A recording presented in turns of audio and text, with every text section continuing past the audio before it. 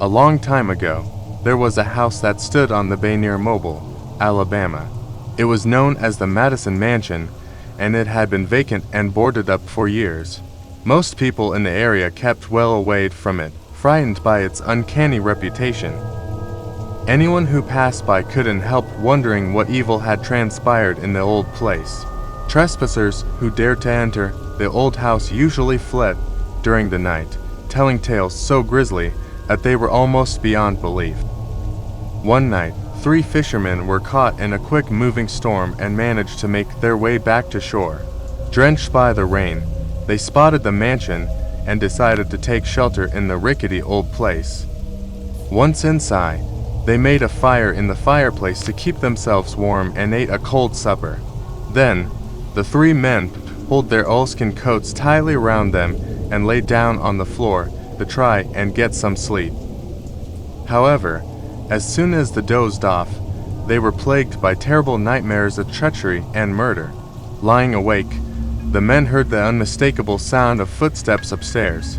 It sounded like more than one person, marching back and forth. "Who's there?" called one of the fishermen. The footsteps suddenly stopped. They heard a woman scream. The scream turned into a groan and died away. The house was quiet again. Just then, the man who had called out felt something splash against his forehead. Something was dripping from the ceiling and forming a small, red puddle on the floor. To their horror, the fishermen realized it was blood. All of a sudden, a door upstairs crashed open and the floor shook with the sound of heavy footsteps. It sounded like a woman was being chased by a man. The frightened fishermen heard disembodied voices in the darkness. A man shouted in anger. A woman cried out in pain. They heard objects being flung here and there with a crash.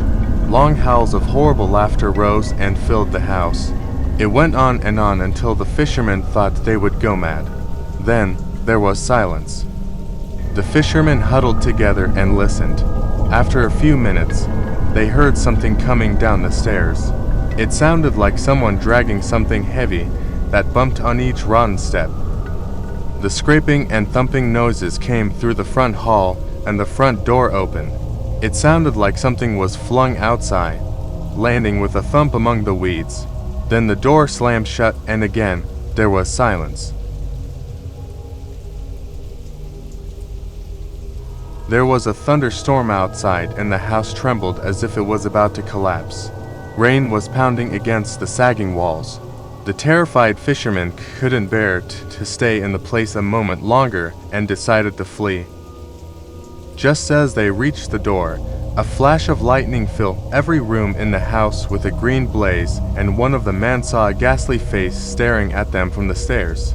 It was so horrible that it looked as if it came from hell itself. A crash of thunder deafened the terrified men, and they ran out into the storm, never to return. Nobody ever knew for sure what terrible deeds had been done in that house. The mansion was built shortly after the American Revolution by an Englishman named Madison, who was a rich recluse. He lived there with his daughter, who was said to be mentally ill. Nobody ever saw her, and the servants were kept well away from her. They never had any visitors and never went out. One day, without a word of warning, Madison suddenly left for England and wrote to his servants, instructing them to sell the house. The daughter was never found. She just disappeared. After that, the house changed hands many times, but nobody could ever stay there for long.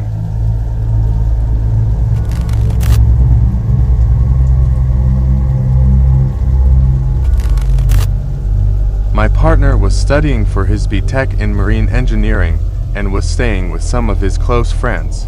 They lived in a 2-storied building which the owner was renting out, and there were 4 bedrooms in all.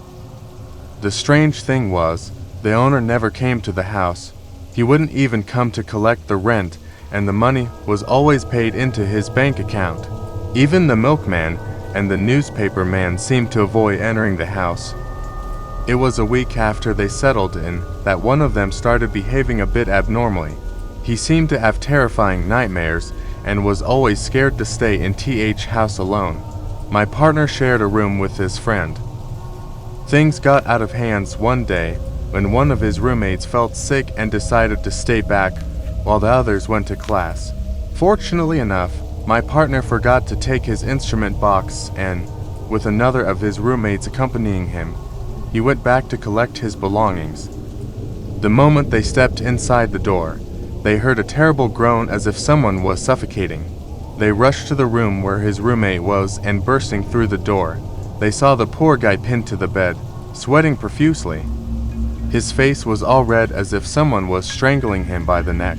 My partner gave a loud cry, and the friend pinned to the bed lost consciousness. The doctor was called immediately, and he gave the friend some medicine for his sickness. That evening, when everybody returned and heard the news, the guy with the nightmare started shouting and saying he knew something was wrong with the house. He even mentioned a sad-looking lady he saw often in a nightgown wandering in the room or in the kitchen. It so happened that my partner's cousin was coming to visit them that day. His flight was delayed and he reached them that night. He was picked up from the airport by my partner and one of his friends, while the other two stayed home to look after the sick friend of theirs.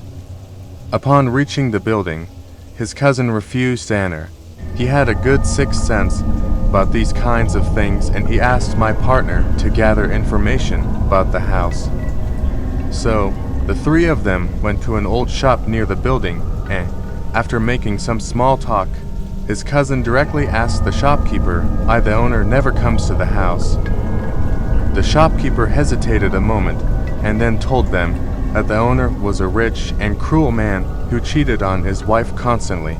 When she found out about the extramarital affairs, she confronted him about it, and he strangled her to death and burned her corpse. He was so rich, he was able to bribe the police, and the topic was hushed up and forgotten by all. When they heard that, everything seemed to fall into place.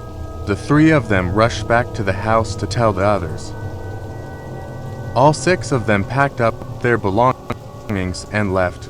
They never said anything to their juniors, who wanted to know why they left that house out of fear that the man would come to know of it and harm them too. They just advised their juniors to stay away from that place for their own good. They don't know what has happened to those who didn't listen to them.